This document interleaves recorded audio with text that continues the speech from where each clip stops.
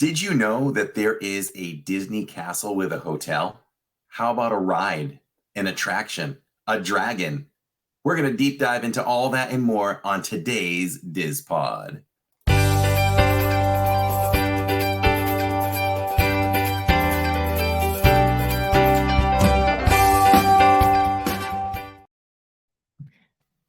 Hello, everybody. Welcome to the DIZ Pod this week. As you can see from my sign back here, we are not live this week.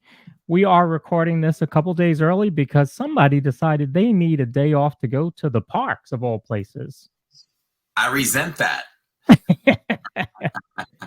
But we appreciate the work that Corey does, and his family decided to take a day off and go to the parks on their own before school starts. And we thought it was well worth it for him to do that. That's exactly what it is. And had this in the plans for quite a while. You and I have talked about it. Yeah. And just slipped. I don't even want to say it slipped your mind. I'm the leader of the club, like Mickey. So for me to not say anything and remind you repeatedly leading into this I'll take full responsibility for that. And I really want to applaud Lawrence for being such a trooper. I mean, we're recording this on a Monday night at 9:14 p.m. after he had a long day of work and I had a very long day of work, plus some private client work that I did after my regular job. You don't hear me say this a lot, but I'm definitely tired. The eyes are tired. I could roll over and take a nap right now, like for about 8 hours. So that's going to happen. Pretty standard Monday for both of us, probably. It is. And, I have to pack that in like that so that it frees up my Tuesdays, my Wednesdays. That's right. How we balance all of that. So, yeah. And I gave you the choice, I was like, well, we can just punt the week and tell them we'll be back next week. But we don't want the pod to lose any momentum that it may be gaining. For sure. That's right. So happy to be here. I was just thinking, there's different levels to this. It's you and I hanging out as friends, talking about Disney, what we love, things we may talk about anyway, right? And just have fun doing it and allow everyone to share in and listen. Thank you so much for everyone that does join us in the live chats. Those who are mowing their lawns, those who sit out on their patios with a glass of wine and just listen, those who listen when they drive home. I know all these things happen because I get the messages. Mm-hmm. So we appreciate you all. This really is an extension of living in DIZ that live streams from the parks. It really is its separate entity. And, I still don't know if I really know. I guess the main point of having this is I love doing it. It's fun. That's number one. If it wasn't fun, we wouldn't do it. Right. And I just hope that people, two things. I think it's a revolving door. Is that a two-way door maybe where, if people just want to listen to the podcast and they find us and they love us, that's awesome. Right. But ultimately, I'm hoping our fan base that watches the live streams comes over. And then maybe we pull in a few people now and then who discover the DIZ Pod that come over to the live streams. 100%. Yep. And all in all, subscribers are subscribers. So Let's go. If you're listening for the first time, definitely subscribe. We're live from Disney parks 2 to 3 times a week, and we have fun doing that. So much fun doing it. I like to say we bring the extra fun to the magic. I have all kinds of catchphrases, right? We bring extra fun to the magic. We thank you write them down. To be your ticket to Disney. And of course, our staple from day one, enjoy Disney through the eyes of our family is what it's really all about. And when I reflected back on our 5th anniversary just last month, I said, wow, that statement still holds true today. People have been enjoying Disney through our eyes. Yeah. And it makes it so much, if you are a live streamer, your personality is going to come out. You're streaming 2, 3, 4, 5 times a week.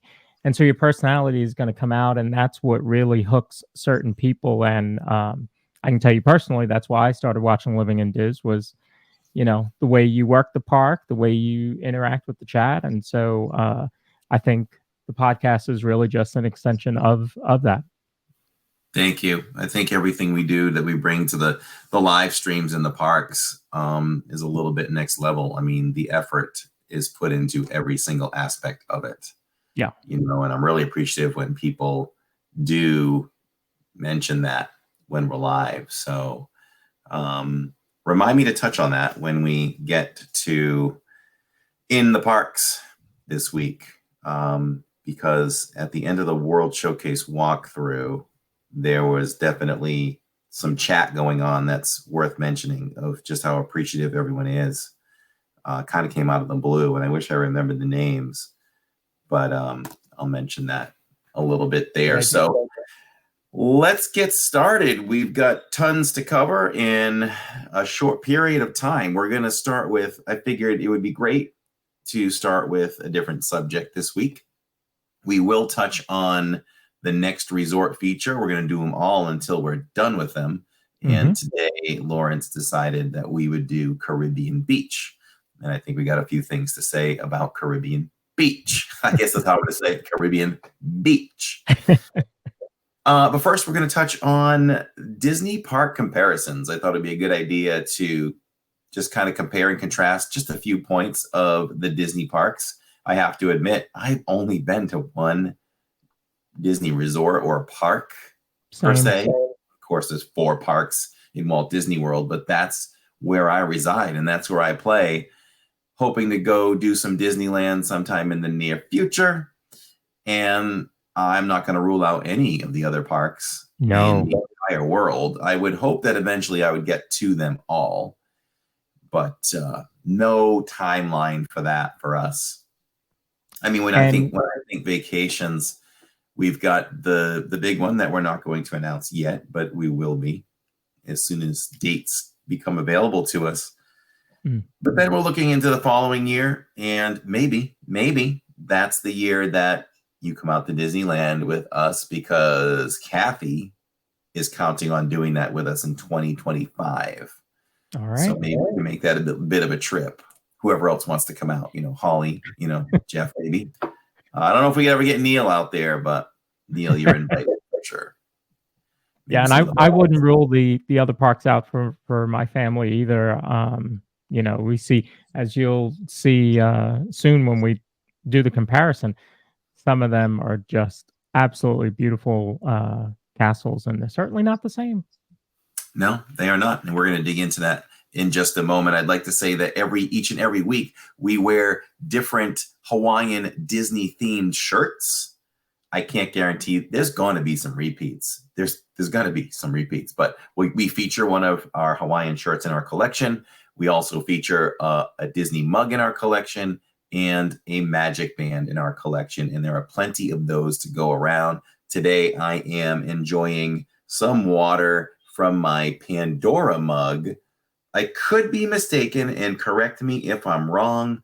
This may have come from Ann Gilnack at Christmas time. And it has Pandora written on the inside of it. So I have all kinds of criteria for purchasing my mugs. Yeah. You know, we talk about mugs, but it really is only about Disney mugs. I could care less about any other kind of mug. It can't be your standard white mug with, you know, standard shape, standard handle with a print on it. Right. Oh, no, the special features for me are the shape of the mug, the shape of the handle. And, you know, Disney does some great things with their handles and all that. And the big bonus is if you put something on the inside of the cup, like a print. You like that? Yeah. There's a Nemo one with like, I'm sticking my fingers in the cup now. I've touched the water, but my hands are clean. And like, you know, there's you know, what is it? A seagull inside. Nice. Like literally inside of it. So that's pretty cool. So I have that criteria. What are you sporting today for? Yeah, my mug is not as big as yours. That's a big mug you have there. My mug is bigger than your mug. Yeah. I have a pretty traditional Disney mug with characters on it and some villains there.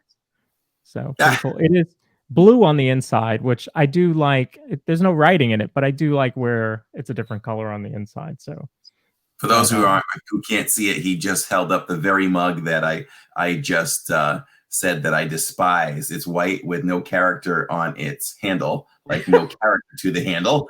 But I have to say, with that particular mug, though, if I were to buy one, that would be one of them because the characters are so big on it. The Right, big wait, I'll cover the handle so you don't see the handle. How about that? You like it better? Yeah, I do love that mug. And like you said, the nice touch is the color on the inside. Yeah. So I don't have a Magic Band on, but I am holding a Magic Band that you will get to see shortly. Yes, in a couple weeks we'll be revealing that. Yes, and I am wearing. So I have to make it all the way over to that side. Right, my Hawaiian shirt is from Seoul. Love it. And yeah, it's full of instruments and probably posters. Yeah, from like gigs that Joe would have played. Really cool, very jazzy, very colorful, very, very colorful, patchy. It's like there's patches all over it. And you have caught my eye. As soon as I saw it, it caught my eye. Yeah, and I love that stitch you got on. It's like an off-white to me. Yeah, and like a cream with stitchy all around, and his Hawaiian with lei. It's very nice. Very nice. I love that shirt. I love it. I might have to get that one. I'll send you the link. Yeah, and I happen to have a Magic Band that is the special edition Soul Magic Band, and I will take it off at the end if I remember and show you all the details of that. Scrolling at the bottom is one of the benefits that we have if you're watching on video, which is we like to scroll our DIZ Club members as we pay tribute to them. All right, let's get to work here. It's Disney park comparisons, and I've got that over on my other screen, so I am going to read from there. I might see if I can just drag it over here. I won't get to see you quite as well, but we'll move that in a moment. So let's talk about the local culture first when we're comparing and contrasting parks. So each park celebrates and embraces the local culture, traditions, and events of the area that they're in. For example, Hong Kong Disneyland and Shanghai Disneyland have elaborate festivals and parades to celebrate Chinese New Year, while Tokyo Disney Resort has a tradition called the Running of the Bulls, where guests run inside the park as soon as it opens. That doesn't sound too safe to me. That's a local cultural thing in Tokyo. Wow. I thought the only running in the parks was the princess marathons over here. Yeah, I thought I was going to transition right into, they do a Run Disney event. But Running of the Bulls. How about Running of the Guests? Wow, that's different. No guests were hurt in today's Running of the Bulls. Now, when we talk iconic castles, each park has a castle that represents a Disney princess or a character, but they are not all the same. For example, Cinderella's castle is at Magic Kingdom in Orlando. In Tokyo Disneyland, Sleeping Beauty's castle is at Disneyland in California, and Disneyland Paris. Enchanted Storybook Castle is at Shanghai Disneyland, and Le Chateau de la Belle Boy Dormant, don't shoot me, I don't know French, is at Disneyland Paris. So there's different castles there. We're going to take a look at those in a moment. I'm going to do a screen share so we can see those. The unique rides, each all have their unique rides, and some are repeat rides, but each park has some rides that are exclusive to that location or have different versions of the classics. For example, Shanghai Disneyland has Tron Light Cycle Power Run, a high-speed roller coaster based on the Tron movie. And we also have that here now in Disneyland, Disney World. While Disneyland Paris has Ratatouille, we also have Ratatouille here. Some rides also have some different names or themes depending on the park. For example, Splash Mountain, which we no longer have, neither does Disneyland, is based on Song of the South, no longer in Orlando, but in Tokyo. It's the only place now. And so there's that. Now, let's talk about the size of the parks. The size of the parks vary greatly depending on the location. Walt Disney World in Orlando is the largest, and that covers more than 43 square miles of land and comprising of 4 theme parks, 2 water parks, and an entertainment district, as we know as Disney Springs, and a sports complex. Disneyland in California is much smaller, spanning about 500 acres and comprising of 2 theme parks and an entertainment district. The other parks are somewhere in between these 2 extremes. So you've got your largest and your smallest. I like to tease people who are Disneylanders and tell them that you can fit Disneyland in the parking lot near Magic Kingdom.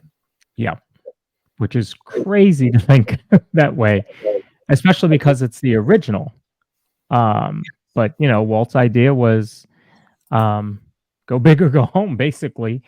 And, I don't think he had the idea for Animal Kingdom or Hollywood Studios, but he certainly bought enough land back then to be able to do all of that. Yes, for sure. For sure. So we're going to do a little screen share here and show the castles.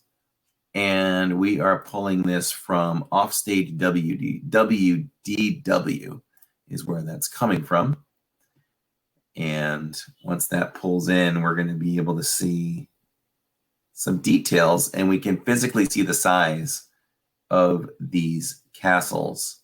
So I'm not going to really look at them. I'm going to, oh, they're right there. Don't look at the screen. We cannot look at the screen for a moment. Okay. Let's see. So how can we do this? I want to do a little contest with you. I'm just going to do it with you. Or let's see, we'll write down the parks. Yeah. Tokyo. Let's write down Tokyo because we got to be podcast friendly. So Tokyo, Disneyland, and then we'll write down WDW, Paris. What's left? Shanghai. Shanghai. 1, 2, 3, 4, 5. There's one more. Right? No, that's it. There's 5, right? Hong Kong. What's that? Hong Kong. Hong Kong. 1, 2, 3, 4, 5, 6. Yeah. Okay. So I'm going to give you a few seconds. Just rank them smallest to biggest. So we've got Hong Kong there. Ready? Go ahead. I'm going to look at these. I mean, I don't have any idea, but I'm going to say this. I have no idea. I'm just going to write them down. So I think this one would be number 1. Number 2, number 3, and actually I'm going to go number 1 here, number 2 there, number 3, and number 4. And maybe this is number 5. Okay, pencils down. All right. I totally just threw some numbers up because I can't even picture some of these in real detail. So maybe this is a failed. Looking at the first one, I know I'm already wrong. Yeah. So I said the smallest castle was Tokyo, and that sits in at number 4. Oh, wow. So we'll do this. We'll do it like this. Where did you put Hong Kong? Because Hong Kong is the smallest one. It's a close replica of the castle in Anaheim, which is Disneyland. So I thought I had heard that, and but I thought Disneyland was the smallest. So I put Hong Kong at 2. Okay, Hong Kong at 2. And I said, well, I had Hong Kong at 4, so the 4th highest. The 4th. No. I did my numbers in reverse. So I had Hong Kong as number 2. Okay. I wasn't that far off. Nope. And of course, it's Sister Castle, which is based on the Neuschwanstein Castle in Bavaria, is the Anaheim Castle. So far, it's Hong Kong is the smallest. Anaheim, California is the 2nd. Where did you have Paris? Paris, I had at 3. Oh, I got one. I had Paris at I had it at 5. So I'm way off. All right. And let's see. The little notes there says borrows elements from French castles and monuments. The Disneyland parks in Anaheim, Hong Kong, and Paris have Sleeping Beauty castles. The parks in Tokyo and Orlando feature the Cinderella castles. Now, so there's a great show on Disney Plus called Behind the Attraction. Season 1, episode 6 is all about the Disney castles. And you would think Cinderella's French. Let's just build her castle there. But the French people actually liked the name. I was trying to look for the actual name. They liked the poetic, the poetry of the name, which is essentially the castle of Sleeping Beauty. Le Chateau so they went with that. Boy Dormont. Yeah, exactly. Is that what you're trying to think of? Yes. Couldn't remember that. Yeah, it just rolls off the tongue for us. It does. Improperly. Yeah. All right. So what do you have for number 4? Number 4, I had Tokyo. Oh, okay. I had Tokyo as the smallest, so I had that number might have 1. been a lucky guess. Yeah. And there's a glass slipper inside there. And Orlando, our home base, I had that as the tallest. And I have to admit, I do know that Shanghai is tall at 197 feet, but I didn't realize that our castle was just a little bit shorter. So, and you know what made me? I knew that they were about the same, but I thought Shanghai was taller. So I actually had Orlando at 5. Okay. Yeah. While the base evokes Romanesque fortresses of medieval Europe at the bottom, the pointed spires on the top are reminiscent of Gothic architecture for the WDW castle. And jumping over to Shanghai, which is 197 feet, the tallest one, topped with a golden peony, a flower beloved in Chinese culture. How about that for a touch? Very nice. Yeah. So just to expand on that, the sizes of the castles as we ranked them, or as they were ranked, 77 feet for Anaheim, California. I don't have the Hong Kong one here at the actually, you know what? Hong Kong is just a little bit bigger. So what they have up at the top is actually flipped. California is the smallest. Hong Kong is slightly taller. Okay. I think, right? Or this website is messed up, because when we look at the comparison here, as I scroll, Disneyland California is 77 feet. Hong Kong Disneyland is 77 feet. Now that's an interesting one because they redesigned this. Yeah, they redesigned it to be 167 feet. Yeah. Oh, so there was a redesign there. Yeah. So that's what the original was like. And then they redesigned it while the park was open. They just did the whole thing.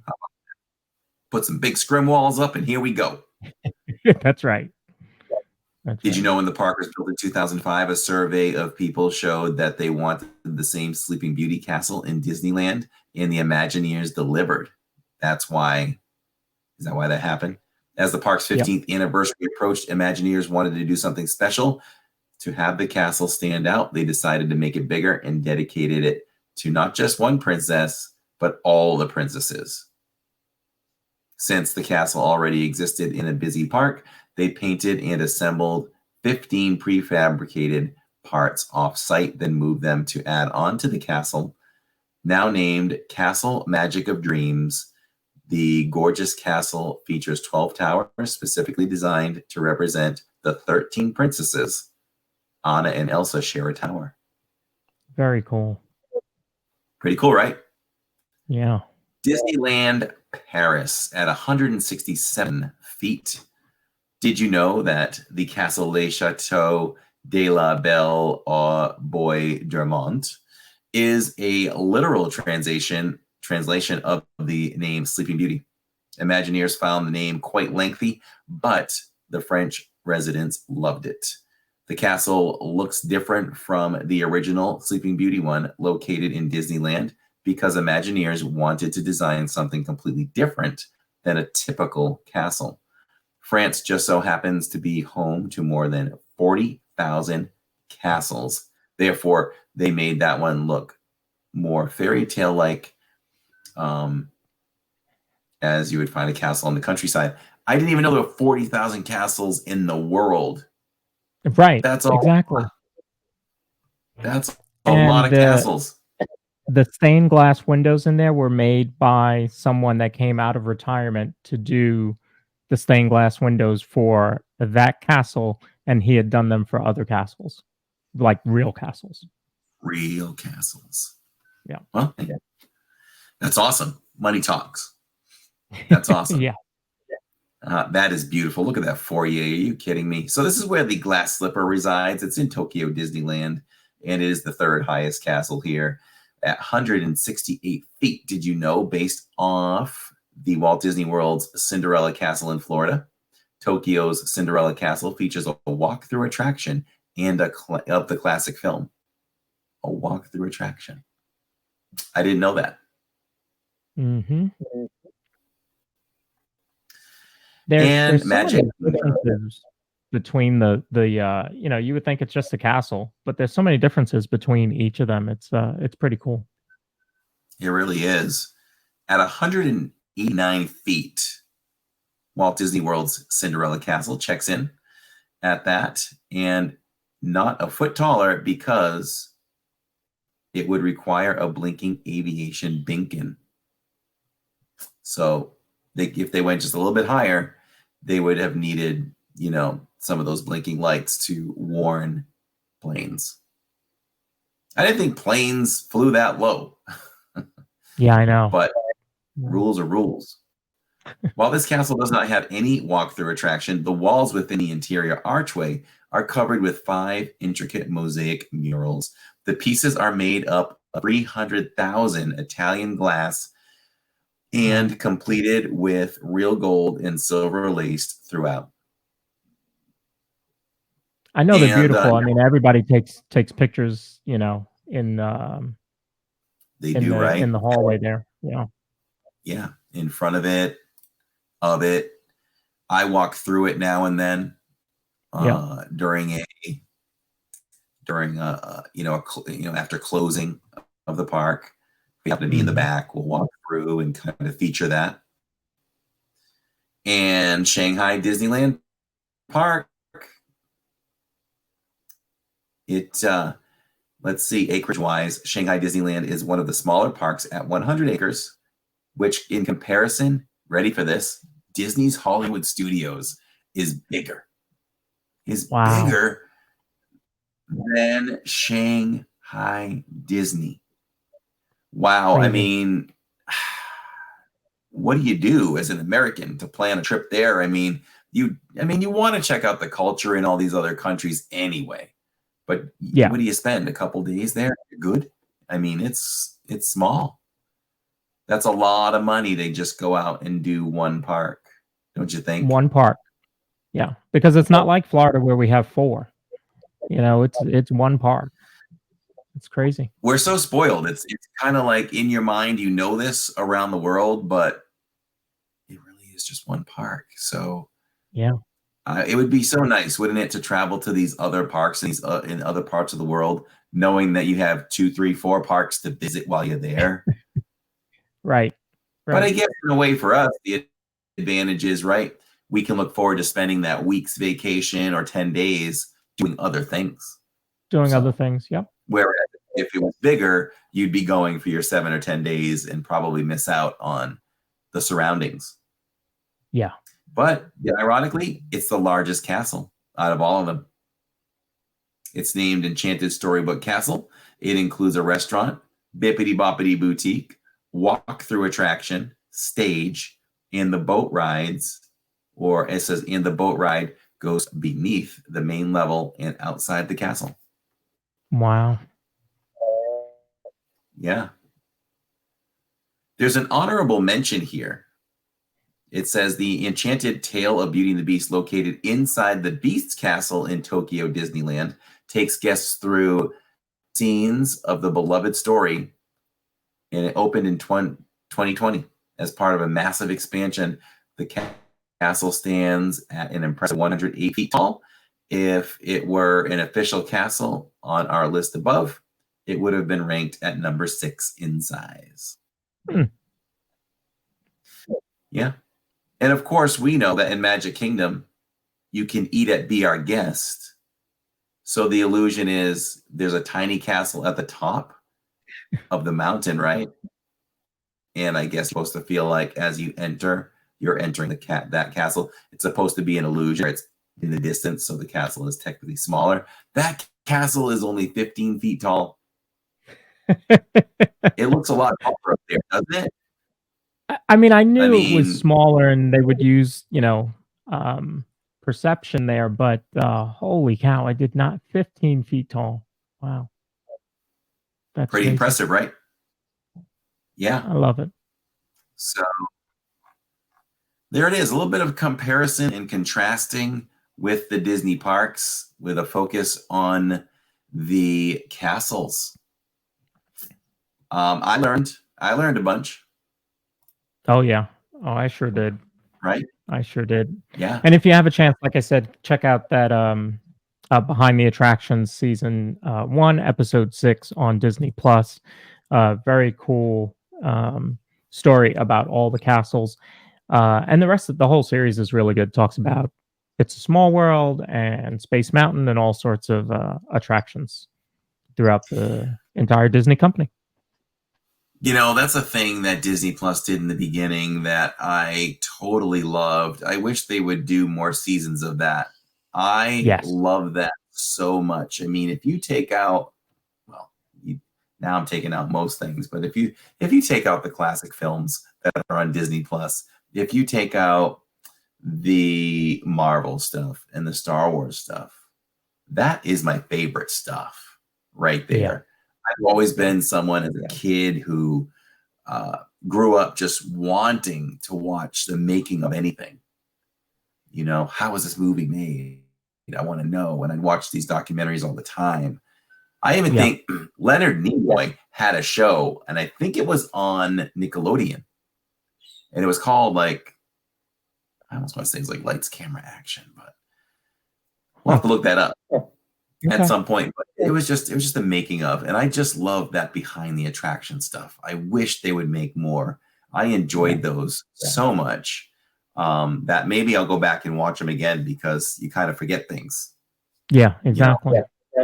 So I will say on a side note, before we get into the Disney resorts, I did go see Haunted Mansion, and I'll tell you, as a person who has done a lot of writing as a hobby over the years. Although I haven't published anything, but I've written some scripts and done some things and had some pretty good feedback and acclaim. I always look at movies and say, how would I write that different? What would I change? And I looked at Jacob and Tammy and I was like, for the subject matter of this being a ride in Haunted Mansion, I can't really see much of where you could do better. I think it was almost perfect for what it is.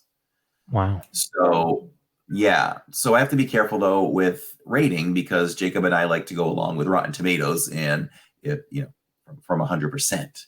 So he keeps me in line because we left and I was like, I think that's a 95. I'm like, Barbie was not a 95. I think it's more of the phenomenon. People got all caught up in it. Come on, people. Barbie is not 95. It is not.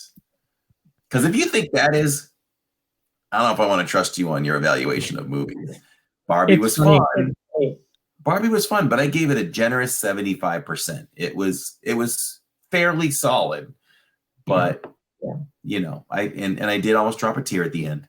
So you got to check that. And I did say that Mission Impossible was like 95, 98. Like it was there. So with all that said, Haunted Mansion was truly entertaining. It was a lot of fun. So many Easter eggs. You just have fun. And it was fun for me in every scene to just scan all four corners of the screen in the center to see what I could pick out from the ride. They did such a great job with that. So I believe I gave it in. Did I tell you? I think I gave you a figure. I texted you. It was in the 80s. Yeah, I thought it was 85. Yeah, an average of like 85 or 88.5 or something like that, the family average. So that's what I think of it. Go see Haunted Mansion, especially if you're a fan of the ride. It was really good. I really, really enjoyed it. I think I enjoyed it more than I expected. And I'll say this, not a spoiler, but I said to Jacob, is Disney blatantly trying to make extra money on product placement? Did it become a joke with the writers? Which if they did, that's cool. That's cool. Yeah. But were we trying to get more budget for the movie?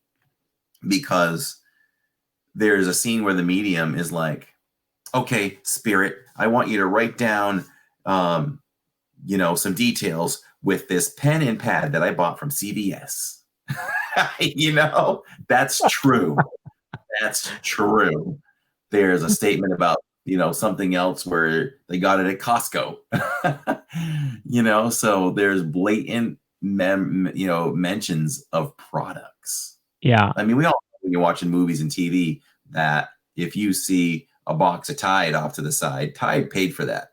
Right. And I know that in production, nobody will give anything away for free. Even when we've done TV shows, movies, whatever, everything is checked to make sure there's black tape on it. Everything's covered. So, so yeah. So you think it was on purpose?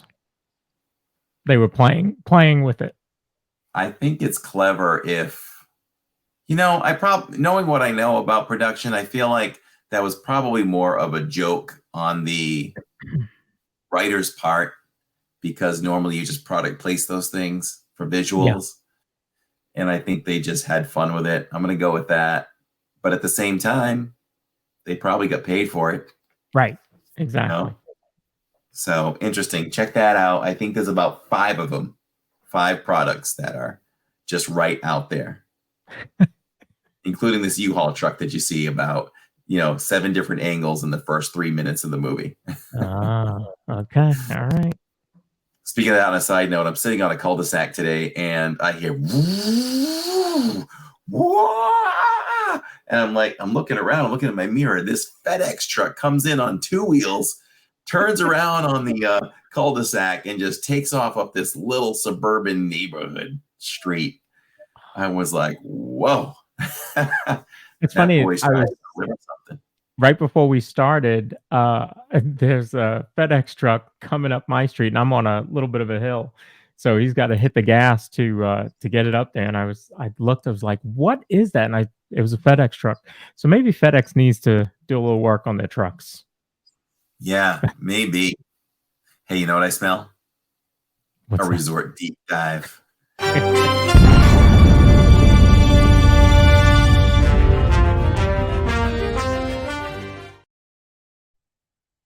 Well, he must be smelling pirate water because we are talking about Caribbean Beach Resort. So Caribbean Beach Resort is a moderate resort, and it's one of my favorites resorts. And I'll tell you a quick little story. It's the first resort that I ever stayed at on property. I was 16, 14. And just graduated 8th grade, and my grandmother and aunt surprised me with a trip to Disney. Didn't even know it was going to happen.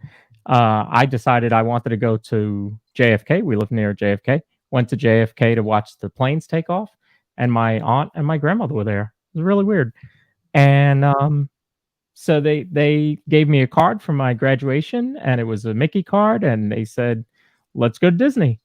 So that was one of the best times that I ever had. Hollywood Studios had just opened up recently, so we got to go there for the first time. So it was one of my favorite resorts.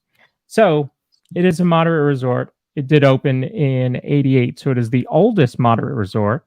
So it was only a year old when I got there. It does have 5 different villages, each named after a Caribbean island. So you do have Barbados, Jamaica, Martinique, Trinidad, and Aruba. Obviously, this is Caribbean beach, so it does have its own private beach, poolside bar. It certainly has shopping and a nice coffee shop and cafe. Like most Disney resorts, it does have other activities that you can do. But of course, you do have a really nice pool there. You do have a zero entry pool with 2 slides and water cannons inspired by the Spanish. Yeah, there you go. That is just beautiful. And because this resort is so big, you do have other pools around some of the other areas. So, for example, last time we stayed there, which was last year, we stayed in the Jamaica section, and it has its own smaller pool, but that was the main pool. Beautiful colors throughout the entire resort area. With Disney, the theming is going to be on point there. And in that main area, you do have several cuisine options. You've got the Centertown Market, Sebastian's Bistro, which I believe Corey did a vlog at or a live stream. We did a live stream from there. Live stream, yeah. Banana Cabana and Spyglass Grill. The rooms themselves, it's a moderate resort, so you're not going to get like you do in the DVC or the deluxe resort. So it's going to be a pretty typical room. You've got 2 queen beds. This is the standard room. Then you also have the pirate themed room, which will be a little bit bigger and have a lot of the pirate theming in it. You also have one that has a 5th sleeper, they call it. So it's like a twin bed that folds down where the TV is.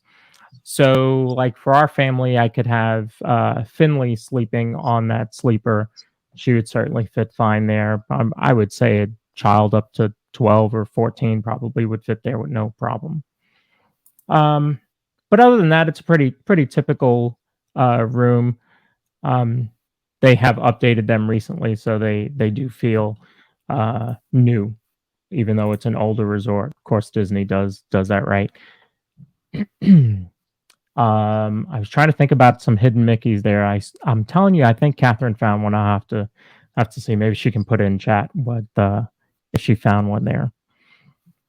So we stayed in Jamaica, and the reason I chose Jamaica when we stayed there last time, ironically, I'd stayed in Jamaica the first time I was there back in 1990. But because this resort is so big, we stayed in Jamaica because Jamaica was a preferred room. So it is close to the Skyliner. And so you can see there, it's just north of the Skyliner on this map. But it's so big that if you were staying in Martinique, you would not want to come all the way back to the Caribbean Beach Resort station. You would end up going to the Riviera station because you're so much closer, probably in Aruba too. You're so much closer to that station. I mean, this is just absolutely a massive resort. But even the walk from Jamaica back to the main building, which is across the lake there or the bay, wasn't that bad a walk, and it's certainly a nice, beautiful. There's beautiful scenery and all that around. So this is certainly one of my favorites. I think the rooms here were about $250 a night or so. So certainly staying on a Disney property that's close to a Skyliner for that price was really good. I would say they probably average about 300 a night there. And it is massive, I've been live before. We've walked through there, looked at it from the Skyliner, and people ask about it, and I only recommend, it's beautiful. Like, I love everything you show. The theming is on point. It's everything a Disney resort is cracked up to be. I just don't know. Maybe I'm overthinking it. I just don't know what they were thinking by making something so huge. This is what I would do. I mean, it is fine in that sense. I guess the problem is if you're someone who, you know, requires a scooter, or maybe you don't have a scooter with you, but the walking distance can be a little too much. It could be tough for some people. Just know that you're invested in doing some walking. If you're staying down in Trinidad and you want to go eat on the property of the resort, it's going to be a little bit of a walk. I think that they should have made more opportunities, spread out more restaurants throughout. I mean, it's big enough, I think, to justify a quick serve down between like Barbados and Trinidad, and then maybe you jump over and do one between like Aruba and Jamaica. Yeah, I agree. With something that big, you know, I mean, and you can tell, you know, there's a pool down in Trinidad. There's one in Jamaica. There's obviously the big pool there. You have one in Martinique, one in Aruba. So everyone has their own separate pool. So you know that they understand it's a large resort. So why not have you know, you know, if you look down in Trinidad, that's where Spyglass Grill is. So that's good. But then on the left side where Jamaica and Aruba is, there's nothing. You've got to walk all the way back over to the main building there. So they could have added some, I think, in a couple of places. Yeah, it's surprising with all the thoughts that go into the creation of anything on Disney property. It just boggled my mind when we stayed there. And for that reason, now we're able-bodied. You know, I could wake up and run several miles around that resort, but do I want to walk that far every morning to breakfast or to lunch? You know, It is a nice walk. I don't want to sound like I'm complaining, but just want people to know that, you know, I was with my mom, and, you know, putting that extra mileage on for her wasn't the greatest thing. So, you know, it's just quite the distance for that. And we just talked about the improvements I think that they should have put in initially, and they're not going to do it now. But it is a beautiful resort. It's great. It is right near the Skyliner. So I guess the only solution to it, right, is if you want to reduce your walking, just make it a priority to stay. Remind me now, where is the main house to eat and have those selections? Is it Old Port Royale? Yes. Or am I off? Yeah. So you want to kind of stay, you know, for me, I'd want to stay in Barbados or even Martinique, because now you've got the best of both worlds. You can experience everything right there as the closest area for you for the main pool and the restaurants. And you can just jump right over to Riviera and enjoy some things that they have over there as well. So, yeah. And if you want to take the Skyliner, you could stay in Martinique and take the Riviera station there. I will say it is nice, like in Jamaica, like we were at Building 41 there. And so we were literally across the street from the Skyliner, and you just hop on. And the good thing is that at Caribbean Beach, that's the hub for the Skyliner. So all three lines connect there. So it's a one shot right over to Hollywood. We were in Hollywood in 4.5 minutes. Crazy. That's right. Exactly. That's a great point, right? So again, though, you sacrifice the food and everything. So do you want Skyliner or do you want that? So it forces your hand to make a choice on that one. So let us know in the comments if you've stayed at Caribbean Beach and if you've experienced any of these things as well. Did it bother you? Did it not bother you? Did it stop you from wanting to stay again? Does it not matter to you? Let us know about your Caribbean Beach thoughts. And we'd love to hear from them. And we do reply to all of our comments. Yeah. So let's move on.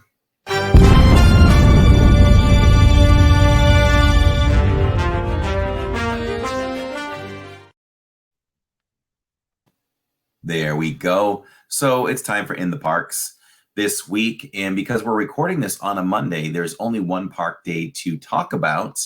And that is what we call Saturdays. Saturdays I was really excited for Saturdays because it was the start of a new festival. So we had food and wine. We spent last podcast featuring some of our favorite potential and some of our food booths that we already know that we're returning, some of our favorites to go try. And it was a great stream. I think we executed it to perfection. I think we hit up enough food for the day, and we mixed in some favorites with some new ones. Mm-hmm. So what do we think about those? So we went straight to the fry basket, which was a huge hit. I assume it was a huge hit for everyone. And that's part of why they brought it back. I know it was a huge hit for us. And the adobo yuca fries, amazing. But this time we had to downgrade the rating on it because they were super salty. I mean, they couldn't have been saltier unless you were a horse licking a salt lick, a deer on the side of the road licking a cold main street. It was very salty. I finished them, although, you know what? In hindsight, maybe we should have brought them back and said, I'm kind of familiar with these fries. Is it possible? Do you have a separate batch that I could try? So if that happens again, I'll ask. I'll say, I just don't remember these that super salty. Are they intended that way? Or, I'll interact with the cast member and find out, because that was a disappointment, but I did want everyone to know that these fries are outstanding, and they were definitely way saltier than we remember. We also tried the pickle. Somebody had a heavy hand, Yeah, I mean, it's simple like that. They just had a little heavy hand on that batch, and that's it. It's like you go to the movie sometimes, and the popcorn isn't just right. Yeah, We've done that before. A few weeks ago, Jacob and I, this is how the popcorn goes. It starts with me. I start eating it first. And there's no real rhyme or reason to it. Like, Tammy just doesn't want it right away. Jacob just wants to take it after I've had some. So, and then sometimes he and I start sharing together, but I'll take some off the top and then I pass it to him. And then when he's done, it goes to Tammy. And that's how it goes. If Jillian's there, it'll go Jillian, Tammy. But, a few weeks ago, I passed it to him and there wasn't much taken off the top. And he's like, "What's up?" And I'm like, "I don't know if it's really on par today." And he tried it and he's like, "It isn't." I'm like, "But I ate some anyway because I'm a little bit hungry." So, it's fine. We dumped it and then we went out and got a refill and it was spot on. So that's good. The other thing we touched on was the pickle milkshake. And the reason why I was most excited to do this, because it causes attraction to the stream. People want to see this. Oh my God, This is something that is not common. Pickle milkshake. You get all kinds of reactions. And I wanted to do that for the stream. I'm always, there's things that I've done for the stream that that I wouldn't do otherwise. Pickle milkshake. Yeah. Eating the cricket, although that was spur of the moment. So eating the crickets was like, okay, I don't think I would have headed over to Salt and Straw saying we're going to eat crickets. Right. Where it was presented right away. And if Jacob would have said no, it would have been no for both of us. So, yeah. So the pickle milkshake was really good. It was surprisingly good. I think that sipping it looked like a mint milkshake. So I think your brain says, "Oh, this is going to be minty." So I feel like I felt some mint coming through at first with maybe some of the whipped cream. And then after that is where the dill hits you, because it came topped with dill. So the dill and the pickle kind of came at the end, which is good. Okay. If they're all combined, it may not have been so good, but the flavors just kind of follow themselves. So it was good. The majority of the table, Jillian and not Jillian, but Tammy and Jacob, they were so on it. But I liked it. Can't remember what I gave it for a rating, maybe a 3.5 to a 4. I would get it again. It's not a must get it again, but I will probably have that again before this very long festival ends. And so so we tried the hot wings, and Neil kept calling them ghost pepper wings, and they are not ghost pepper wings because there's an actual rating scale. Right. And the ones we had, I believe, goes the Carolina Reaper number 1, ghost pepper 2, and then the one we had was number 3. And I just can't remember the name of it. I keep forgetting, which is why I just went along with Neil and said the somewhat type of ghost pepper wing. I just can't keep remembering it. So we had that rated number 3. Neil was like, come on, man, your lips should be burning by now. And I'm like, it's okay. It's not bad. It really isn't bad. I wasn't putting him on. I'm like, yeah, it's not bad. It really isn't that bad. So we had those, but the funny thing is Jacob had the same reaction as I did. I ate about 2 wings. The heat started to build. There was a point where the outside of my lips were getting numb. But the worst part of it was when I went to the peanut butter and jelly sticky wings, which, by the way, everyone, that is a must get at the festival. If you eat one thing, please go to the Odyssey and order those peanut butter and jelly wings. They are insane. Wow. So good. We need to do our research, Tammy and I, to figure out how we can enjoy that type of wing on football Sundays. So good. So good. I don't even know anybody that wouldn't like those, because doesn't everybody like peanut butter and jelly? Everybody likes chicken. I mean, you combine them, and it is what it is. So good. But I was going to say, it was weird because I watched Jacob. He struggled with that first ghost pepper wing. It wasn't ghost pepper right now. We're going to call it faux ghost pepper. And he was struggling with it. And then when he decided to grab a peanut butter and jelly wing, he reacted the same way I did. Like, I took a bite of that peanut butter and jelly wing, and the gel is so thick that it like coated your lips, like encapsulated the heat. That's right. It was called Scotch Bonnet. Thank you, Jacob. Jacob's literally texting me from the other room. My man, Scotch Bonnet. Because I did get a message from a viewer, and I'm so sorry. I would mention your name, but I just don't remember it off the top of my head. But thank you for reaching out. You know who you are, and you can comment. Why don't you comment on this podcast? But he pointed it out. Hey, you were saying it wrong, and I kind of knew it. Neil was calling it ghost pepper, and I'm looking at the menu, and I'm like, Neil, where is it? I need to know what to say to order it. And it did say Scotch Bonnet. It was the Scotch Bonnet. So yeah, but it encapsulated, it like sealed in the heat. Okay. And Jacob's reaction, whoa. And I did the same thing. I was like, whoa, now it's hot. Right. That's what it was. Wow. So my most surprising thing and most enjoyable thing of the day, I mean, knowing that the peanut butter and jelly wings are just the bomb, was over at Joffrey's. And everybody knows that I am not a big fan of Joffrey's. Will I get a drink from Joffrey's now and then? Yes. But I'm not like at the end of the night, like, yes, I got to get my Starbucks. Right. I know Starbucks isn't perfect on everything. There's certain things I like at Starbucks. There's certain things, I can be critical of too.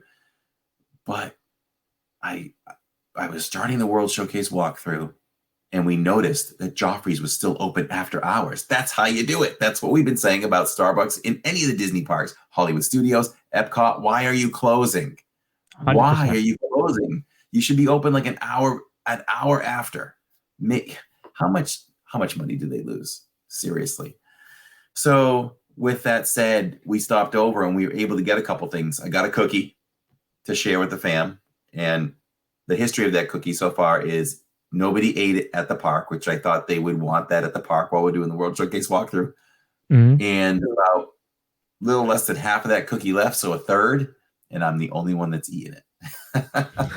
It always happens. But it was called it was Roseberry something.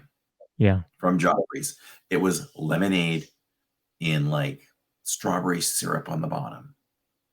Those two hit so well.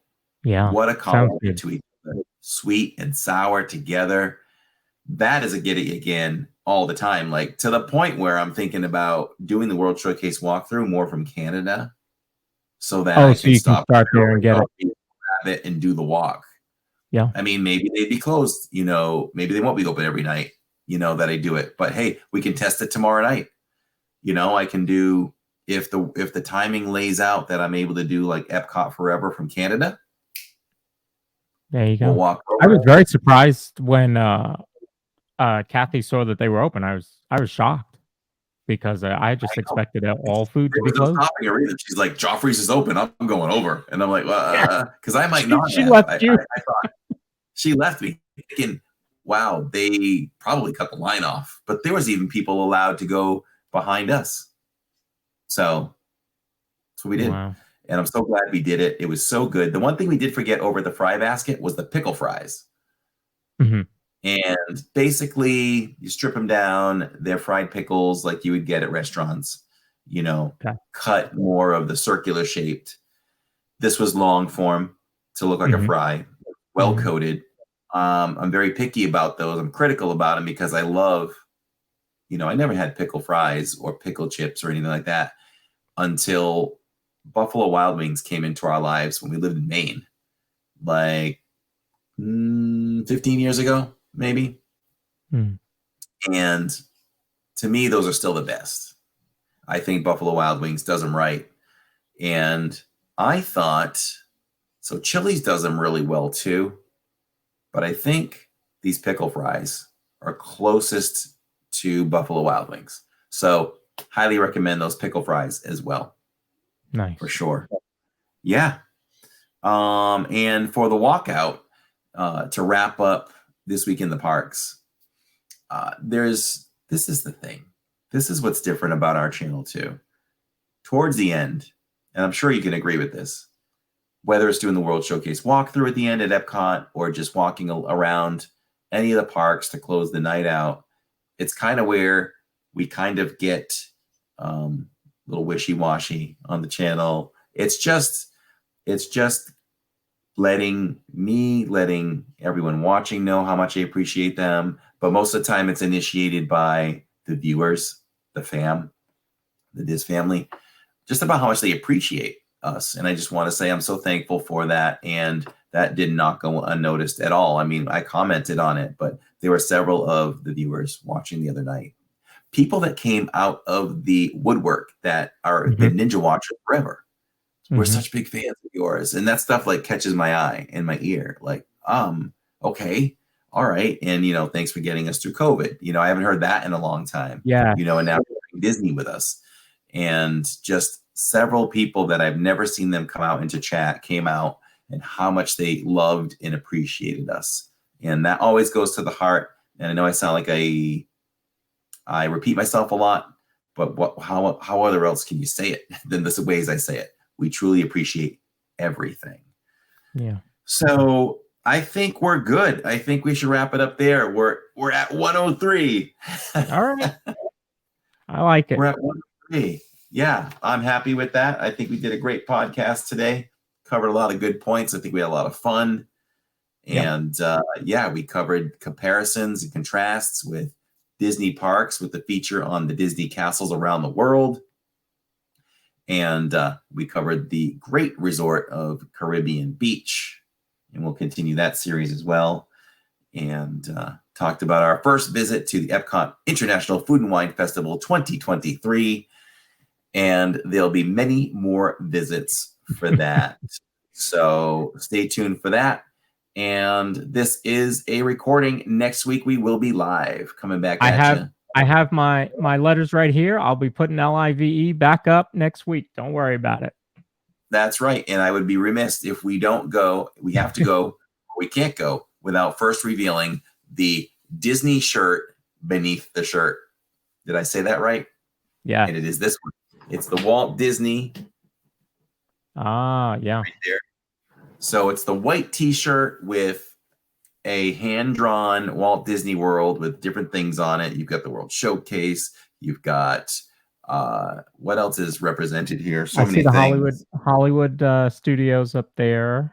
The entrance to Hollywood Studios. Dumbo, teacups, X-Wing fighters, all kinds of things. Yep. And the cool thing is, the back of the shirt lists all of the rides in order, which is now out of date. So they got to redo this and add Tron, you know, and Guardians is not on there, but it's a great shirt. It's a great shirt. I wear this shirt. You want to know something? People never see me wear this one in the parks, but it is one of my most, if not the most worn Disney shirt that I own.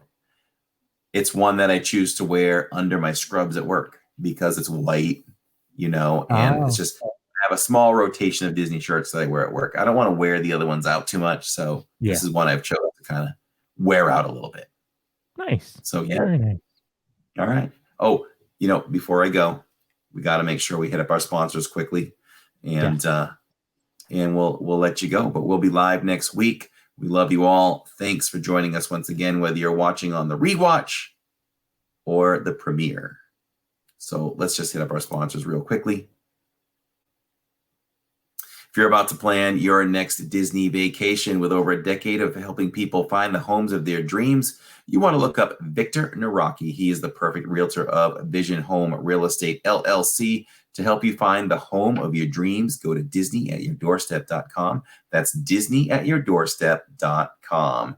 Victor's trying to increase his numbers on YouTube, and he is a big sponsor of Give Kids the World. So if he reaches 10,000 subscribers in the year of 2023, he is going to hand over $1,000 to Give Kids the World. So help out Victor, help kids, give kids the world. It's a win-win. And you can also email him at celebratingflorida@gmail.com. If you're about to start planning your next vacation, book your next vacation with Your Magical Adventures Await. Claudia is creating Disney adventures worldwide. She can send you to Walt Disney World, Florida, any Disney park worldwide, Disney Cruise Lines, Aulani Resort in Hawaii. She also will book you for the group vacations with Adventures by Disney, and she's also a Universal Studios expert. If you book with her, her services are free, and her availability is unmatched. Monday through Friday, 9 a.m. to 8 p.m., Saturday and Sunday, 12 p.m. to 6 p.m. Make your magical planner, Claudia Anderson, today from Your Magical Adventures Await, 956-455-8049. And on Instagram, let's start following Claudia. She posts great vacation photos on her Instagram. Let's try to build up that following, and just look her up, Claudia Anderson. So let's start following her. Let's build up that following for Claudia. All right. We said it all. We done it all. We had tons of fun, and we'll be back next week, where this is showing on a Thursday. Thursdays. Our next live stream is Saturdays, and we will be at Hollywood Studios having some fun. And I think it's just the fam, unless someone joins us. Maybe Neil. Neil may join us as well. We'll have some fun. So Rise of the Resistance. We're out. We'll see you all soon.